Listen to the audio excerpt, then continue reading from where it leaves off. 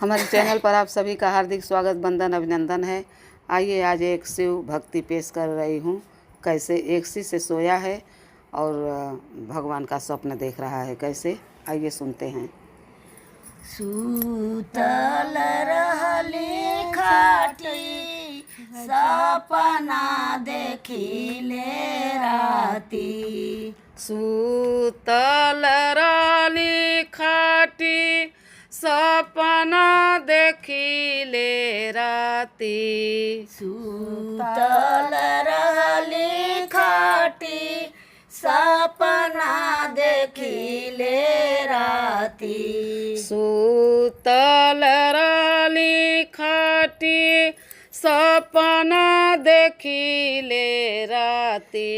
या हो रामा सपना में शिव गुरु आवला हो राम।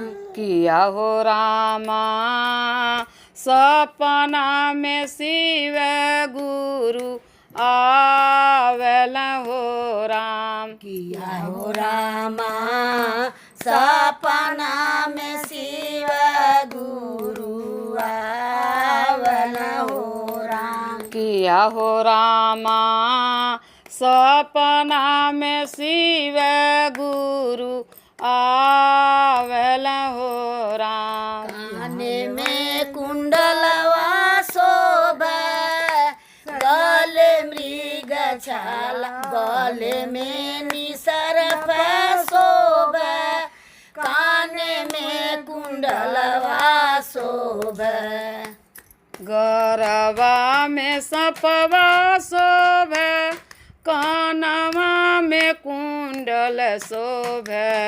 गले में निनाग शोभा, काने में कुंडलवा शोभा। गरबा में नगवा सोहे, कानवा में कुंडल सोहे।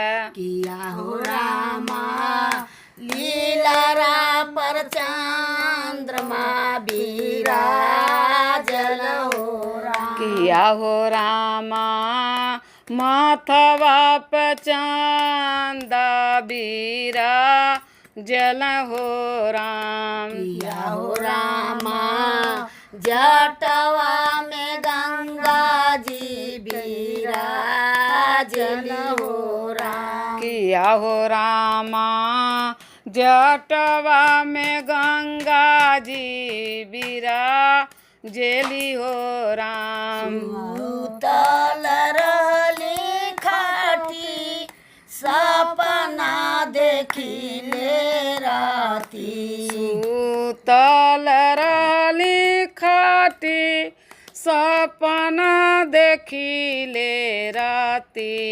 किया हो रामा सपना में शिव गुरु आवला हो राम। किया हो रामा सपना में शिव गुरु आवेला हो राम। किया हो रामा सपना में शिव गौराया आवला हो राम। किया हो रामा सपना में शिव गौरा आवेला हो राम। हमारे मृग छाला शोभे, हाथ में त्रिशूलवा शोभे।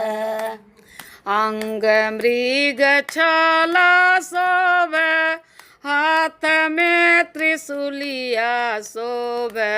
अंग मृग छाला शोभे, हाथ में त्रिशूलवा शोभे। अंग बाघंबर सोहे, हाथ में त्रिशूलवा सोहे। किया हो रामा त्रिशूल में डामरू बिराजल हो राम। किया हो रामा त्रिशूलवा में डामरू बिराजेल हो राम।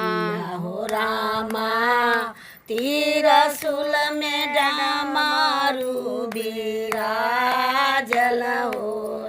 किया हो रामा त्रिशूल में डमरुआ विराजल हो राम। घोड़े में खड़ुआ शोभे अंग में भभूतिया शोभे। घोड़े में खड़ा हुआ सो है अंग में भभूतिया सो है। घोड़े में खड़ुआ शोभे घोड़े में अंग में भभूतिया शोभे। घोड़े में खड़ा हुआ सो है अंग में भभूतिया सो है। किया हो रामा संगवा में भूत बाए तालन हो राम। किया हो रामा असंगवा में भूत